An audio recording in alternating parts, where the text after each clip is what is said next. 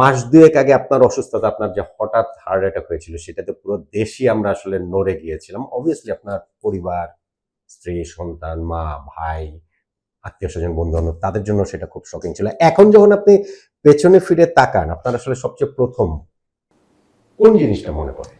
আসলে ওই ঘটনার মেজরিটি অফ দ্য টাইম আমি সেন্সে ছিলাম না, অ্যান্ড দেন আমার খুব অনেক কিছু মনেও নাই কি হয়েছে কি হয় না, স্পেশালি যার ডেঞ্জার টাইমটা যেটা ছিল 20-25 মিনিটের একটা, যেখানে আমাকে সিপিআর দেওয়া হয়। তো ওই সময় আমার কোনো সেন্স ছিল না।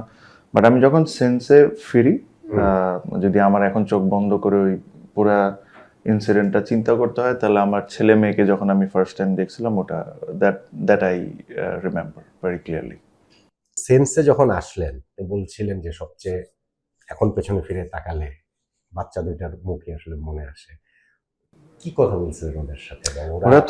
ওরা তো বোধহয় ওরা ছোট, মেয়ে তো শি ইজ অনলি 5, সো সে বুঝে নেই।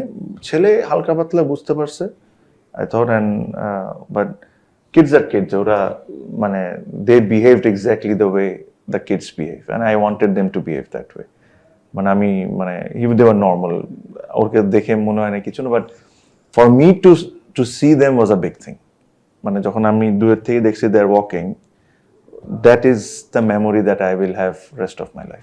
আপনি কি এখানে কোনো কিছু লিঙ্ক করতে পারেন? কারণ আপনার বাবাও যখন মারা গিয়েছেন, তখন আপনার বয়সটাও অনেক কম ছিল। আমি একমাত্র লোক যে তার সাথে ছিলাম হ্যাঁ, আমার ফ্যামিলিতে। রাইট, সেটা আপনি আমাকে বলেছেন আগে।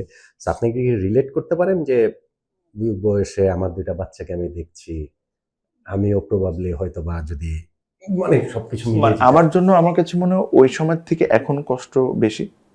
সাডেনলি আমি শিওর প্রত্যেকটা হিউম্যান বিং একটু কোনো কিছু নিয়ে চিন্তা করে। আমিও যখন ধরেন বাসায় বসে একা থাকি, তখন আমি ওদেরকে যখন দেখি, তখন আমি চিন্তা করি যে আল্লাহ, ওই দিন যদি কিছু একটা হয়ে যেত তাহলে এদের কি হতো। এখন আমি কষ্টটা বেশি পাই। ওই সময় তো actually it is too much, অনেক কিছু ঘটতেছে, অনেক কিছু যাচ্ছে। তো ওই সময় ওরকম কিছু চিন্তা করিনি, but now I get emotional sometimes.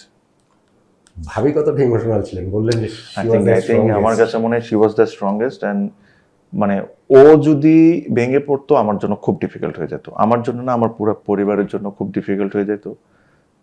But even in the recovery phase, everything, even নাও আমি আমার এখনো হয়তো বা 7-8টা ওষুধ খেতে হয়। আমি জানি না আমি কি ওষুধ খাবো। সে প্রত্যেকটা সময় she make sure that if I am out, আমার ড্রাইভারের কাছে ওষুধ আছে।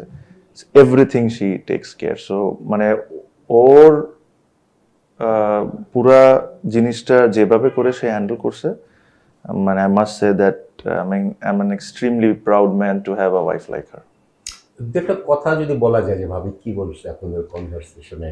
ভাই কনভারসেশনে কি বলবো, আমি একটা সত্যি কথা কি, that the day it happened and the next day 70-80% I don't have any memory of it. Because আমি এত হাই ডোজ ওষুধে ছিলাম বা অন্য কিছু, আমার কিছু কিছু কথা মনে আসে। আমি এখনো যখন বন্ধুদের সাথে কথা বলি, তো তখন বলে যে তুই অমুক রে এটা বলছোস, তুই অমুক রে এটা কইছোস।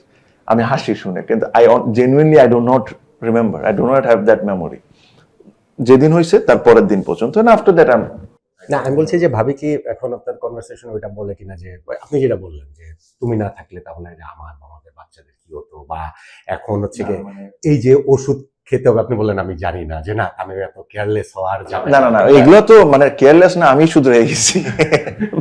আমি নিজেই শুধরে গেছি। বাট মোস্টলি মোস্টলি ভালো হয়ে গেছে।